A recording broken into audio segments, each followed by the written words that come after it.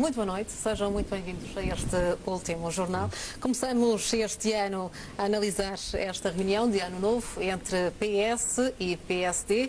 Manuel Mota, vou começar por si, para analisar estas declarações de António Costa, que recusa a plataforma de diálogo que foi proposta pelo PSD antes das eleições, diz que só haverá diálogo com outros partidos depois das legislativas, mas também acaba por não ser muito claro sobre o que é que pretende depois das eleições.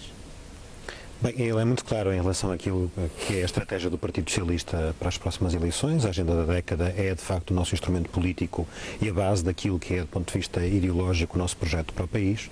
E a questão da legitimidade. Eu concordo plenamente que estamos a 9 meses das eleições. O último grande documento estratégico, ou seja, estrutural, que podia ser apresentado para o país pela maioria direita foi o Orçamento de Estado para 2015. Não demonstrou nenhuma mudança em relação àquilo que foi orientação desde 2011. Portanto, neste momento, qualquer plataforma que sustente supostamente uma tentativa de alargamento da base política e das políticas que estão a ser implementadas em Portugal, parecem-me, na minha opinião, que estão fragilizadas por aquilo que são o período eleitoral. Portanto, estamos a 9 meses das eleições, estamos hoje naturalmente a preparar alternativas para o país e é isso que está em causa, que está em cima da mesa. Inevitavelmente os erros políticos deste governo, os resultados infelizmente dramáticos para os portugueses e a necessidade de haver uma alternativa e não uma alternância, como supostamente há alguma opinião dentro dos partidos de direita, tem essa expectativa de que o Partido Socialista seja mais próximo daquilo que é a visão neoliberal que eles têm. Mesmo com os apelos constantes do Presidente da República para entendimentos entre forças políticas,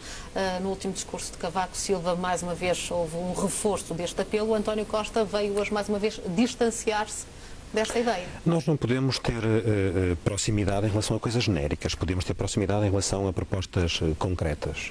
E a verdade é que as propostas concretas sustentadas pelo Orçamento de Estado para 2015 não auguram nada de positivo para o país e não têm nada a ver com aquilo que são a nossa visão sobre o modelo de Estado que queremos e o modelo de país que queremos. Inevitavelmente, quando se fazem cortes cegos, dou-lhe um exemplo, quando a Ministra das Finanças entrega em Bruxelas uma proposta para a redução de 12 mil funcionários públicos, depois de vermos objetivamente que se cortou quase o dobro dos funcionários públicos que eram estabelecidos pelo memorando da Troika e que resulta, e isto é que é mais importante, resulta em, vimos hoje já nas notícias, situações de saúde absolutamente dramáticas no Serviço Nacional de Saúde, na escola pública, nas prestações sociais, na Segurança Social. Hoje tivemos uma reunião com funcionários da Segurança Social que foram despedidos de uma forma extremamente até degradante do ponto de vista daquilo que é a relação do Estado, que é a relação do Estado com os seus cidadãos, que estão a limitar depois os serviços que são prestados. Estamos a falar de comissões de proteção em jovens em risco que perdem 25% dos técnicos que estão disponíveis para esse tipo de atendimento, que é extremamente relevante para famílias e crianças fragilizadas. Portanto, é evidente que não pode haver nenhum tipo de entendimento com quem teve durante 3 anos uma opção política muito concreta e que para o Orçamento de Estado para 2005, ou 2015, peço desculpa, ou seja, no documento estrutural que tem até às próximas eleições, não demonstra nenhuma vontade de mudar. Eduardo Teixeira, o PSD nesta proposta de uma plataforma de diálogo deixou de fora o CDS, nesta proposta de entendimento. O CDS veio dizer que este convite do PSD ao Partido Socialista poderá ameaçar a coligação. Poderá ou não? Antes de mais, boa noite. Eu penso que não. Nós temos que perceber que são 2 partidos diferentes, é uma coligação de 2 partidos e, portanto, os 2 partidos mantêm a sua identidade e a sua vontade e a sua, não digo estratégia, mas a sua vontade também reformista e temos que perceber que trata-se dos 2 maiores partidos. Só que há aqui um vazio, eu penso, e não posso deixar de dizer que o Presidente ou melhor, Secretário-Geral do Partido Socialista hoje demonstrou que lidera um partido que eu quase diria que é um partido no abstrato. De facto, ninguém conhece nenhuma ideia. Trouxe um documento que é uma agenda para a década, que foi aprovada há quase um ano, em princípio, das eleições legislativas que serão em outubro do próximo ano. Portanto, há um ano. E quer falar de década. Mas esquece, e nós estamos a quase 10 meses, que nestes 10 meses o país não para. O país precisa continuar as suas reformas. A Assembleia da República continua à espera que o Partido Socialista indique os seus representantes para uma comissão muito importante de reforma do Estado. Também é bom lembrar aqui aqui que este convite que o Partido Social Democrata hoje fez, no verão, no início do ano político, no Pontal, o Sr. Presidente do Partido e Primeiro-Ministro de Portugal, muito bem, fez esse apelo público. Bem sei que a liderança não era a mesma, mas esta tática, este taticismo a mim confesso-me que me arrepia, de alguém que lidera um partido com a história do Partido Socialista e que não diz ao que vem, apenas põe em cima da mesa uma agenda para a década e nem quer discutir o próximo ano, sabendo que há assuntos muito importantes que dependem não só do Partido Social Democrata nem do seu parceiro de coligação no governo, mas que depende também do Partido Socialista. Estamos a falar porventura de uma reforma da Constituição, que todos sabemos que é absolutamente necessária. Estamos a falar da reforma do funcionamento do Estado, estamos a falar da reforma da Segurança Social, estamos a falar da reforma do sistema eleitoral. Temas que são importantes e que não podem estar à espera do taticismo do Partido Socialista. Eu acho que hoje ficou bem perceptível aos olhos portugueses que este PS, que é abstrato e quase vazio, bate à porta do Partido Social Democrata a dizer que quer conversar, mas depois rejeita o diálogo e quer que o país continue a não tomar decisões que são importantes. E, cara Carla, olhando para esta responsabilidade, ou melhor, para esta desresponsabilização do Partido Socialista hoje, eu não digo responsabilidade, mas falo em desresponsabilização, e comparando o que o Partido Social Democrata teve antes das eleições de 2011, que foi obrigado, em nome do Estado, a acordar reformas para o país, eu acho que é uma grande diferença. Na política tem que se ter coragem, não se pode ter medo, não se pode esconder, não se pode sorrir só para as câmaras de televisão. Tem que se ter firmeza e determinação. E hoje não posso dizer que esta reunião foi um nada de nada da parte do Partido Socialista, nenhum repto para um diálogo permanente que o país precisa e que é absolutamente necessário para continuar as reformas estruturais. O António Costa mais uma vez se escondeu e disse: isto é depois das eleições, seja qual for o resultado.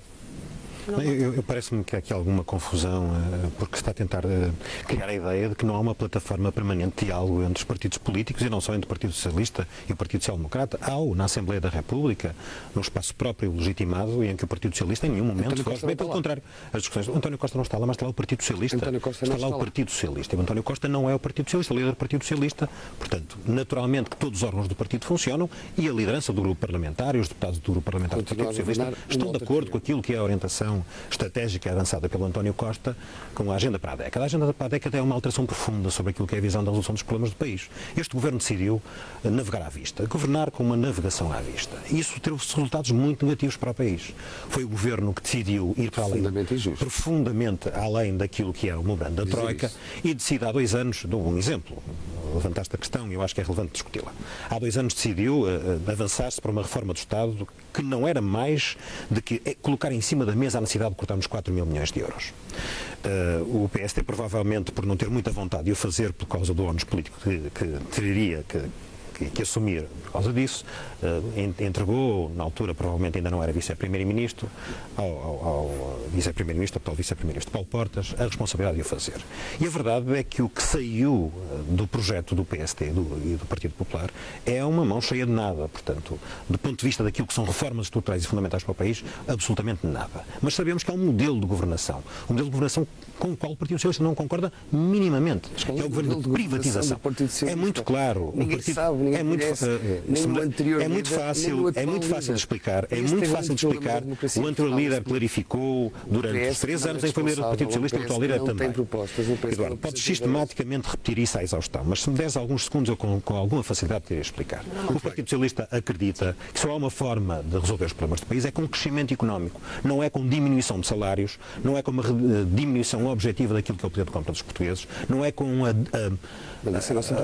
violência que é a afirmação de dizer que a única alternativa é emigrar. Nós temos quadros qualificados, temos empresas dinâmicas e temos que encontrar o melhor de nós para sermos capazes, em setores estratégicos, como já referi anteriormente, o turismo, o mar, as novas energias, inclusive a modernização do Estado, aquilo que nós somos capazes de fazer de uma forma muito positiva e reconhecida internacionalmente. É esta a linha de orientação do Partido Socialista para Portugal e acho que é uma linha que devia ser assumida como um desígnio nacional, porque é a única forma que temos de ter uma sociedade desenvolvida e um modelo modelo social capaz de sustentar um modelo de igualdade de oportunidades. E não esta discrepância violenta assumida pela direita, que é: nós temos que privatizar, nós temos que reduzir salários, nós temos que cortar reformas e estamos com austeridade a aumentar a austeridade. Esta não é, de facto, a nossa resposta. A nossa resposta é crescimento económico. Crescimento económico sustentado em quê?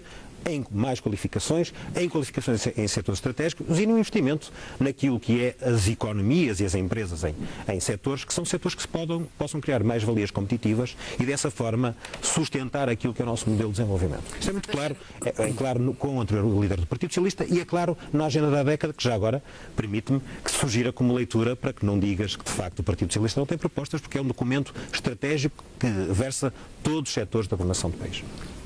Se calhar aqui não quero ser mauzinho, mas plagiava o teu ex-líder, António José Seguro, que disse que o que está lá é quase tudo uma réplica do que ele defendeu ao longo dos anos. E, portanto, continuo a dizer e a afirmar que de António Costa nós não conhecemos ao que ele vem. É o Partido Socialista. E é muito diferente governar uma autarquia, como é Lisboa, com as dificuldades que nós sabemos que tem aquela autarquia, do que é governar o país. Mas eu quero aqui rebater com um percurso político extraordinário, não é? A aposta deste governo é, sem dúvida nenhuma, a economia e o emprego.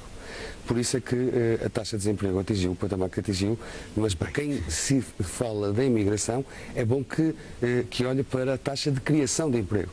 E os postos de trabalho que foram criados ainda na semana passada, tivemos a oportunidade de bater esses números e só num mês foram criados 26 mil postos de trabalho. Portanto, não há aqui esse fenómeno que o PS quem destruiu 300 mil, dizer uma pequena mentira, entre aspas, para que a taxa real de desemprego em Portugal é de 25%, quem não tem ideias, que é o que demonstra o Partido Socialista, se torna numa verdade quase inadmissível. Mas se esse é o resultado das vossas políticas, Portugal está a criar emprego. É sinónimo de Portugal está a criar emprego. E só para dizer que para nós a economia e o emprego é de forma sustentável. Ainda hoje tivemos conhecimento do Tribunal de Contas daquela questão do TGV e os 150 milhões de euros foram gastos num projeto. 153 milhões de euros. 153 milhões de euros. Se esta é a forma que o Partido Socialista quer criar... Agora, sabes que foi um programa estratégico de ambos os partidos. Já em determinado momento também era um desígnio do Partido Social Democrata. A economia e o emprego tem que ser criado de forma sustentável em projetos que nós possamos não será certamente com 25% de taxa de desemprego. Em arquitetos ou engenheiros ou estudos ou consultores ou advogados e que projetos de grande dimensão e de interesse estratégico para o país naturalmente têm uma despesa significativa. Mas mais vale recuperar o que nós temos. Olha, desde logo nós somos 2 minhotos, 2 nortenhos, apostar como foi apostado na recuperação da linha do Minho, na criação de uma ligação direta que para em Barcelos, para em Viena, para em Valença, e a ligação à Galiza. Nós temos que abrir portas, temos que criar desenvolvimento e esta forma sustentável tem que ser feita. Bem, do outro lado gastamos num TGV que anunciou do papel 150 milhões de euros para agora o Tribunal de Contas vir dizer que foi um desastre. E isso não é criar desenvolvimento, não é criar postos de trabalho, é criar a ruína financeira. Como sabes, foi um investimento considerado estratégico por ambos os partidos. Como sabes, também as conjunturas alteram de facto as circunstâncias das decisões políticas. Está a ocorrer em Portugal neste momento, ainda hoje é reconhecida a importância das redes transfronteiriças até do ponto de vista económico. Vir discutir connosco e aceitar este diálogo permanente. Nós estamos em debate permanente convosco. E não a seguir às eleições. Estamos em debate permanente convosco. Porque o Partido Social Democrata há 3 anos e tal aceitou fazer isto em nome de um desígnio que é Portugal. E, portanto, o Partido há 3 anos atrás o Partido Social Democrata, em nome do desígnio nacional, decidiu mandar um governo abaixo, deitar um governo abaixo e permitir entregar-nos a uma troika que infelizmente teve resultados muito negativos. Estamos disponíveis para discutir tudo o que entenderem. Apresentem propostas na Assembleia da República, estaremos disponíveis para. O vosso líder que não está na Assembleia da República. O que eu lamento é que tiveram 3 anos e meio de governo e não fizeram nada. Nós falaremos desse tema depois das eleições, não agora. Isto é muito importante. Nós não fugimos a nenhum debate na Assembleia da República. São transversais aos vários partidos, são preocupação de todos, menos de um Partido Socialista que só está a pensar em eleições e quanto menos falar melhor. Bem, os portugueses são inteligentes. Os portugueses são inteligentes. Não há nenhum atestado de minoridade aos portugueses, portanto saberão ler aquilo que é um oportunismo político de 9 meses das eleições, tentar envolver o Partido Socialista. Vamos avançar para o próximo tema, porque o nosso tempo é muito escasso. Falamos sobre o desafio que foi lançado por Mário Soares Cavaco Silva para se pronunciar sobre o caso de José Sócrates. O Presidente da República deve ou não pronunciar-se? Eu acho que a situação que está colocada é uma situação demasiado grave para o conjunto de silêncios que estão a acontecer. Não é admissível, independentemente da pessoa em causa, apesar de estarmos a falar de alguém com grande responsabilidade, e há também aqui uma análise institucional que deve ter sido em linha de conta. É inadmissível que esteja em prisão preventiva, sem acusação, sem saber exatamente de que é acusado, um ex-primeiro-ministro, mas qualquer outro cidadão nas mesmas circunstâncias, na minha opinião, também seria de forma errada, e que nós estejamos a olhar para esta situação de absoluto ânimo leve e deixar correr. Não é permitido, não é admissível que se faça um julgamento na praça pública, não é admissível que saiam sistemáticas violações de segredo de justiça estratégicas. Portanto, as instituições devem salvaguardar-se. E se não se salvaguardam hoje porque é alguém de um outro partido ou de uma outra força política, no futuro, se lhes acontecer o mesmo, ficarão extremamente fragilizados. Portanto, eu acho que, essencialmente, que o sistema judicial devia funcionar, devia ser célere e devia, se tem matéria, acusar, ou se não tem matéria, libertar o ex-primeiro-ministro. Eduardo Teixeira, e estas declarações de José Sócrates à TVI são ou não são ilegais? O que é que te parece? A mim choca-me não só as declarações de José Sócrates, mas essencialmente alguém que tem a responsabilidade e que tem inúmeras regalias por ter sido Presidente da República, como é Mário Soares. Eu lembro-me bem, e deixe-me perder aqui meio minuto, da forma irresponsável quando Mário Soares foi a Viana do Castelo, por exemplo, defender a questão do estaleiro naval, quase como a atividade do estaleiro naval ficasse morta, como disse o Presidente da Câmara. Não, nós mantivemos o maior número de postos de trabalho, há uma iniciativa privada e Mário Soares foi lá fazer um fetiche. E foi lá fazer o que fez agora, indo 2 vezes a Évora, acaba por ser uma situação quase análoga para bater num sistema de justiça que ele próprio defendeu e se pugnou ao longo dos anos. É algo inaceitável. E repare, nós hoje vemos José Sócrates a queixar-se da questão do sigilo, como disse muito bem, do sigilo e do segredo de justiça. Ele é o próprio, quando na entrevista que dá, a quebrar todas as formas de segredo de justiça que, porventura, podia estar a chocar-se. Ele fala abertamente de situações, tentando se defender, tentando condicionar. Acho que é uma tentativa desesperada. Lembro-me bem quando José Sócrates começou a fazer os comentários na RTP, que veio comentar e dizer que isto depende de narrativas. Há sempre 2 narrativas, há sempre 3 narrativas, eu vou contar a minha narrativa em relação ao que se passou nas eleições. Ele agora está a tentar criar uma narrativa que eu acho que é algo que nós não podemos comentar, porque está em segredo de justiça, mas a forma como ele tenta se defender nesta narrativa que tenta construir, de que acaba por ser um preso político, é absolutamente gritante. Um ex-primeiro-ministro que fez reformas, como todos os ex-primeiros-ministros fazem, em sistemas nucleares do Estado, como a justiça, como a soberania, mas essencialmente na justiça. Ele foi primeiro-ministro durante 7 anos e, portanto, criou também, ou protegeu o sistema de justiça, que acaba por agora sentir e dizer que é vítima. Não, ele não é vítima. Ele é um cidadão normal e não pode dar-se ao luxo, nem sequer um cidadão normal, eu acho, de falar. Isto é inadmissível o que está a acontecer. É mal para todos. Eu entendo a posição. É mal para todos, não é partidário sequer. Aliás, disse já aqui isto não é uma questão partidária, Eduardo. Isto é mal para todos. Neste noticiário que e pode redundar numa violência gigantesca para o sistema judicial. E algumas preocupações inerentes a isso. Mas no caso do José Sócrates, agora ele acaba por perder, se alguma razão tivesse, que eu acho que não tinha quase nenhuma, sinceramente, qual é a minha opinião face aos dados que conhecemos, todo cidadão é considerado inocente até ser condenado. Tens alguém que durante um mês vê sistematicamente todos os dias aparecerem notícias estrategicamente colocadas. É preso numa cena de filme, com um canal de televisão a fazer o acompanhamento. Está um mês depois ainda em prisão preventiva. Não há uma acusação.